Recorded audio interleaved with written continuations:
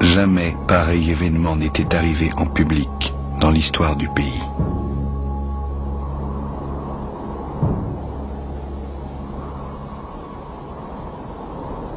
Puis-je vous demander tout d'abord comment le gouvernement a appris l'identité des conjurés et s'il y a d'autres personnalités impliquées dans ce complot? L'identité des conjurés, au moins des 4 qui ont été pendus, a été connue par le fait qu'ils ont été surpris en flagrant délit. Et les autres, il y en aura bien. D'abord, le fait qu'ils ont été dénoncés par les pendus. Et ceux qui sont dénoncés sont en train de dénoncer encore d'autres. Y en a-t-il beaucoup? Bon, on ne sait pas encore parce que justement on est en train de poursuivre l'instruction. Et puis-je vous demander quelles sont les preuves qui ont été apportées au tribunal militaire d'exception qui a statué sur leur cas? En ce matière, il y a les preuves les plus évidentes, c'est les aveux faits par les intéressés eux-mêmes, lors de l'instruction qui a bien longtemps précédé la comparution devant le tribunal spécial. Puis-je vous demander quels sont les faits particuliers qui ont motivé la sévérité du tribunal d'exception? D'abord, c'est une question évidemment qu'on aurait pu poser au tribunal, parce que moi je ne suis pas du tribunal. Vous savez que dans ce domaine-là, le tribunal est toujours indépendant, très indépendant même.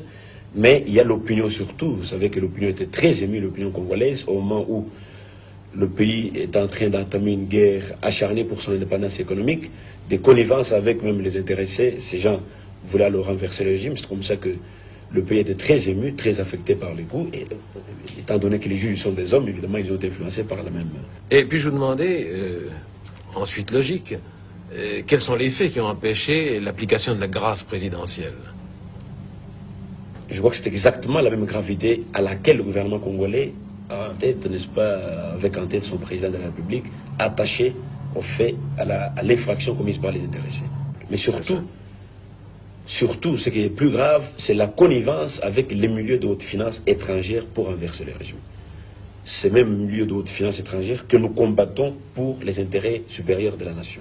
C'est surtout cette complicité, n'est-ce pas, avec les milieux étrangers intéressés à l'économie du pays. Mais cette complicité, vous la supposez ou vous en avez des preuves? On a des preuves, on l'a souvent déclaré. Ce n'est pas pour rien que le premier secrétaire d'ambassade de Belgique, qui est plus intéressé dans l'affaire, a été expulsé du pays. Pourquoi cette exécution a-t-elle été publique? Ça s'explique surtout par la raison fondamentale même d'une action pénale.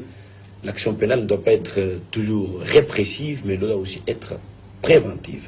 Éducative. Il faut qu'on prévienne, éducative et préventive aussi, qu'on prévienne tous ceux qui non seulement étaient dans le coup, mais tous ceux qui aussi attendaient leur tour pour y passer, pour qu'ils puissent voir avec quelle sévérité on finit ces genres d'infractions. On punit ces genres d'infractions. Rendu public au lendemain de ce complot et qui donnait carte blanche à ce tribunal militaire d'exception de faire ce qu'il pouvait faire. Il était du devoir, n'est-ce pas, des 3 officiers supérieurs qui constituaient cette justice militaire d'exception, d'accepter ou pas que les conjurés aient des avocats pour leur défense. Ce qui a peut-être frappé l'opinion publique en Occident, disons, c'est qu'en démocratie, dans nos démocraties, nous ne pendons pas les politiciens, nous n'exécutons pas les politiciens. Mais, je vous répète encore ici, mon cher ami, nous ne sommes pas des Européens, nous ne sommes pas des Occidentaux, nous sommes plutôt nous autres des Bantous. Et puis, ne croyez pas, parce que nous avons été colonisés par les Occidentaux, que nous sommes devenus par là des Occidentaux, nous restons Bantous, et nous avons nos mœurs, qui ne sont pas le vôtre, qui ne seront jamais là. C'est dire que la démocratie, telle que nous l'entendons, n'est pas applicable telle qu'elle ici, à votre avis? On peut l'appliquer, mais pas à la lettre, comme chez vous. Quelle est la nuance exacte alors?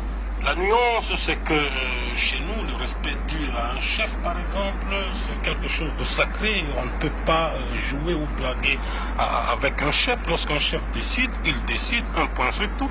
J'ai décidé au nom du haut commandement que nous sommes au pouvoir pour 5 ans.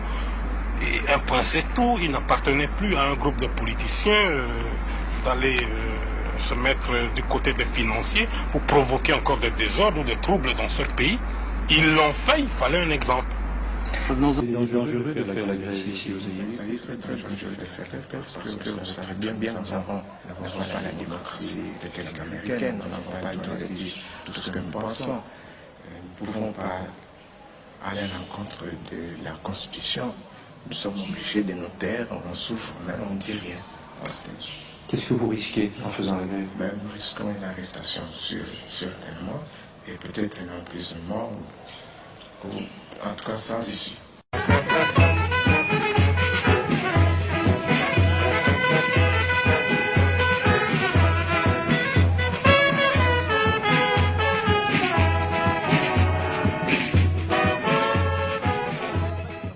Le mot bouddhisme, lorsqu'on en parle, c'est quoi exactement?